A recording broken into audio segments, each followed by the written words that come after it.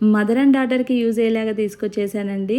Without గాడ్ మోటితో premium quality micro gold ప్లేట్లో వచ్చేసిందండి. రూబీ స్టోన్తో చాలా హైలైట్ ఉంది కదండి. చూస్తేనే బుక్ చేసుకోవాలని అనిపించే అంతలా బాగుంది.